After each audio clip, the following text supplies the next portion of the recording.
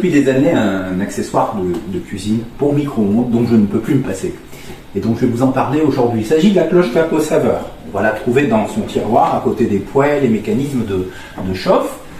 Alors, je vais vous en parler dans un instant. Elle a vraiment un intérêt particulier, puis vous allez voir, elle va servir à cuisiner un certain nombre de choses rapidement et surtout pour le bénéfice nutritionnel de ce que l'on veut cuisiner. Alors, le principe de cette cloche est le suivant. Vous avez deux éléments en plastique qui ne toucheront jamais l'aliment que vous avez à cuisiner. L'un laisse passer à la fois les ondes et vous allez voir dans un instant la vapeur que ce système va générer. Et l'autre, hermétique, va venir au-dessus, coiffer l'ensemble. Alors, comment y générer la vapeur? Je vous montre. On va venir insérer deux intercalaires qui sont en fait deux toiles absorbantes, très absorbantes. Et elles vont venir se positionner entre les deux parties en plastique de la cloche. En faisant attention, regardez, de bien mettre face à face deux petits ergots, de tourner la cloche comme ceci. Et donc cette cloche, on va pouvoir ensuite la passer sous l'eau du robinet pour la charger en eau. Je vous montre. Suivez-moi, on se dirige vers l'évier. Il suffit d'imbiber la toile Infume Nature avec l'eau froide au robinet.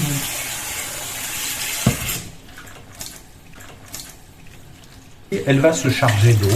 On invite, on retire l'eau excédentaire et on va pouvoir ainsi utiliser cette cloche le long de cuisson au four à micro-ondes sans avoir à recharger en eau.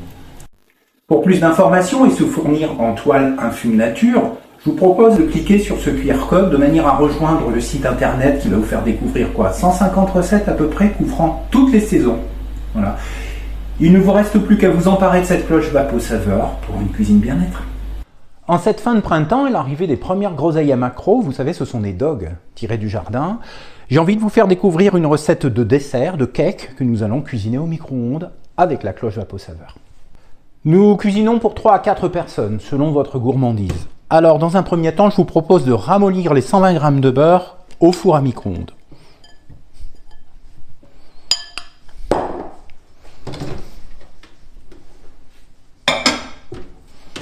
Je vous propose volontiers de rester à une pleine puissance, 900 watts me concernant, et d'aller sur, 10 secondes, l'idée étant non pas de complètement faire fondre le beurre, mais de le ramollir.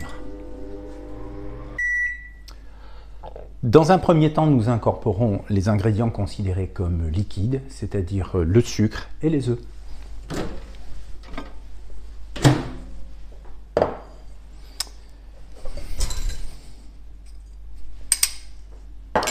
« 30 g de sucre, mascobado, fleur de coco, enfin des sucres aromatiques avec beaucoup de saveurs à travers la mélasse qu'ils contiennent. Rapadura aussi, qui est peut-être le meilleur, mais aussi le plus cher. Et donc, nous mélangeons l'ensemble. Vous m'avez vu mettre à peu près 90 g de sucre blanc. Je vais maintenant incorporer 2 œufs un par un. L'œuf entier.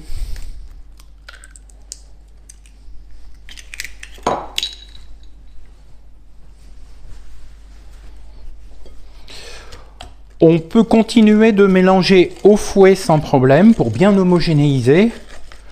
Mais tout à l'heure, on ira plutôt à utiliser la maryse de manière à ne pas faire un appareil trop saisi, trop solide. J'incorpore maintenant le second œuf.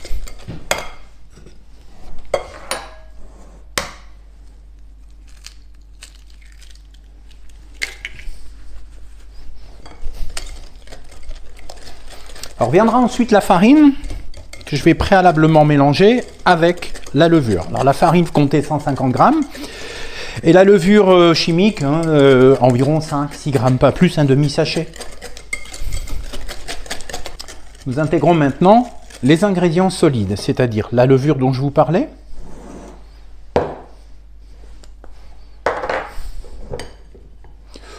préférablement de pouvoir l'incorporer dans la farine. Voilà, comme ceci.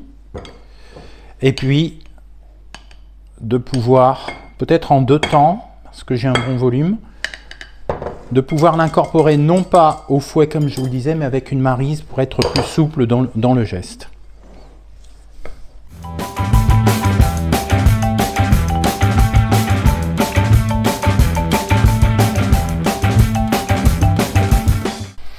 Mélangeons maintenant l'ensemble de l'appareil avec le chocolat, comptez 60 g. Nous incorporons les fruits rouges au dernier moment. On va essayer de rendre l'ensemble homogène. Deux belles poignées de fruits rouges, à vous de juger. C'est pas grave s'ils sont bien mûrs, au contraire, ils vont céder leur jus dans l'ensemble de l'appareil. Ça va donner un petit sirop dans l'ensemble qui va être fameux. Il nous reste maintenant à garnir un plat.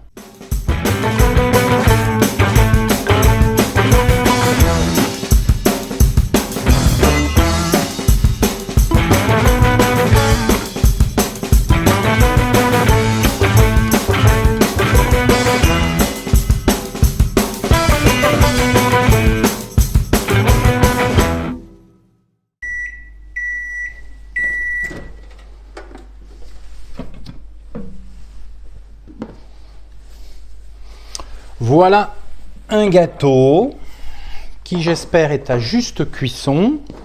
Nous allons nous en apercevoir très rapidement. Le test du couteau, une lame qui pénètre facilement, qui ressort sèche, donc le gâteau est cuit. Autant le manger chaud, il sera plus souple en bouche.